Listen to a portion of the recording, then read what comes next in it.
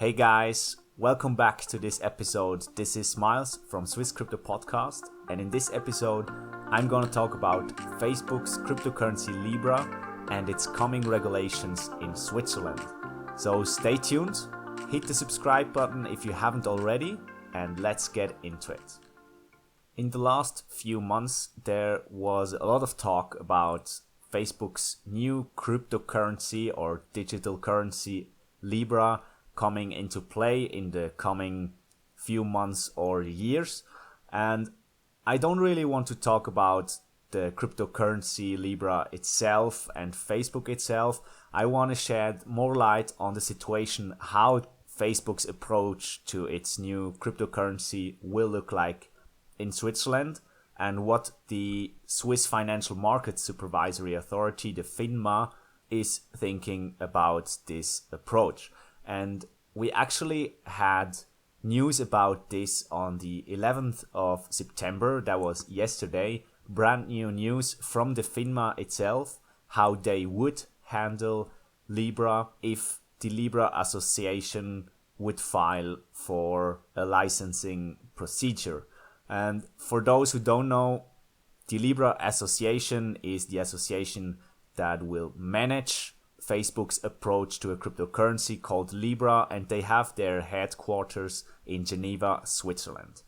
Now, let's have a look at what the FINMA has recently published. The Swiss Financial Market Supervisory Authority, called FINMA, has published a supplement to its already existing ICO guidelines, outlining how it treats stablecoins under Swiss supervisory law. And they do this because of seeing a steady increase in the number of stablecoin projects in 2018, they say. For me, I'm pretty sure they do it because of Libra and the Libra Association. But hey, I ain't complaining about clearly stated regulations. Now, FINMA has confirmed that the Libra Association has requested an assessment of its Libra project.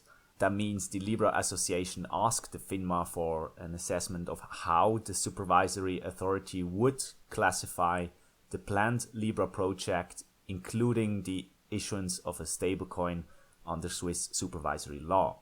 So what that means is Libra Association didn't file for a licensing procedure. Instead, they just applied for an assessment to see how the Swiss supervisory would treat a stablecoin published by the Libra Association. And to answer this request, FINMA published five and a half different classifications that the Libra project would fall under. And they published this on their official site, finma.ch, if you are interested on reading up on it yourself. I'm gonna have a quick overview here now in this episode. That's what we're gonna focus on. So the first classification says that the Libra Association would require a payment system license from the FINMA on the basis of the Financial Market Infrastructure Act, the FMIA, since the project would fall under the Financial Market Infrastructure Regulation.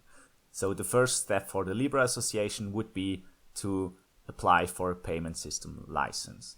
Second, they would need to comply with the international standards of principles for financial market infrastructures called the PFMI.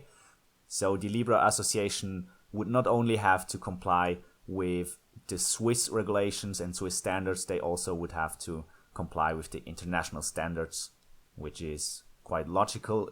And they especially mentioned the management of cyber risks. And I do believe this is quite the most important point for Libra in the future, the cyber risks and the cyber security for them. If they go live with a new cryptocurrency or with a new digital currency and something doesn't work as planned, they will lose a lot of customers just because they don't trust Libra anymore. So the third classification says that if the Libra Association applies for a payment system license, that would mean that a Swiss payment system is automatically subject to the Anti-Money Laundering Act. And such an ecosystem must be immune against elevated money laundering risks. And if you ask me, this point is one of the biggest ones when it comes to regulations for cryptocurrency in general, around the world, internationally.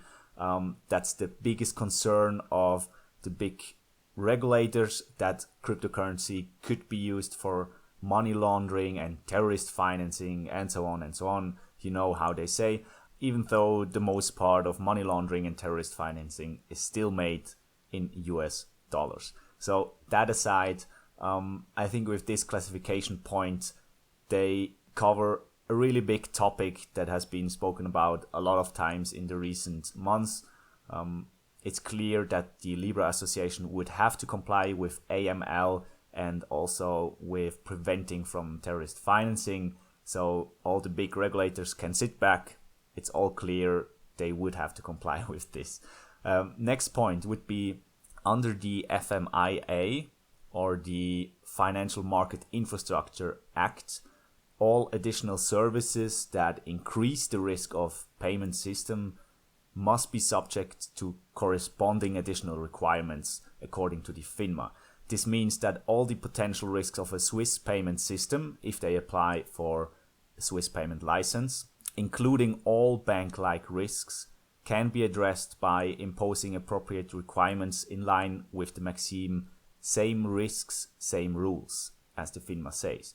And due to the issuance of Libra payment tokens, the services planned by the Libra projects is seen by the FINMA and would clearly go beyond those of a pure payment system and would therefore be subject to such additional requirements. So long story short, what they want to say with this point is, if the Libra Association is doing more than just a normal payment system, they would have to comply with more requirements, with additional requirements. What requirements those are? Let's see. That's why I said 5.5 classifications. The next two refer to that point, the additional requirements, exactly. So first they say the additional requirements would relate in particular to capital allocation, so for credit, market and operational risks, which we know that Libra will going to go. Libra will pretty much be one of the biggest banks around the world, or the Libra Association. So if there is a capital allocation, risk concentration, and also the question as how the management of the Libra reserve will work, then they have to comply with those additional requirements. Second one is that the additional requirements would be based on recognized standards for similar activities in the financial markets, and that they would need to reflect the dimension of the project.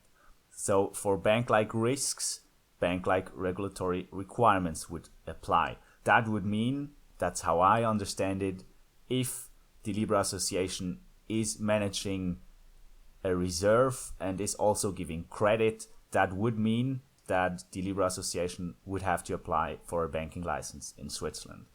So that all being said, at the end, FINMA also noted that a necessary condition for the Libra network being granted the license as a payment system would be that the returns and risks associated with the management of the reserve were borne entirely by the Libra Association and not, as in the case of a fund provider, by the stablecoin holders. So FINMA also says that it's important that the risk is not being held by the stablecoin holders, but by the Libra Association.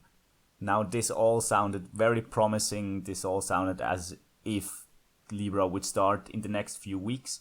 But remember, this is only just an assessment of the Libra project that was requested by the Libra Association. And they haven't yet requested a license. So at the end, FINMA also states that a possible licensing procedure under Swiss supervisory law would only commence once a specific licensing application were received by the FINMA. in accordance with its practice, FINMA would neither provide public information on the status of any ongoing licensing procedure nor speculate on when it may be complete. So I'm pretty sure we wouldn't hear about Libra applying for a license, and I'm pretty sure we won't be hearing about the status of this application. But I think what we've already heard from the FINMA when it comes to that assessment of the Libra cryptocurrency / digital currency is very promising when it comes to regulations. What I want to say with that is that I really like how the FINMA handles everything that concerns cryptocurrency, that they give out regulations or classifications for ICOs, stablecoins, etc.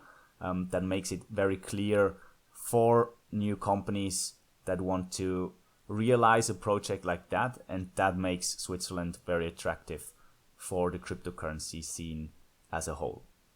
So that's been it for this episode. I hope you enjoyed the content I provided. I don't have a lot of time doing those episodes, so that's why it's not that continuous every week.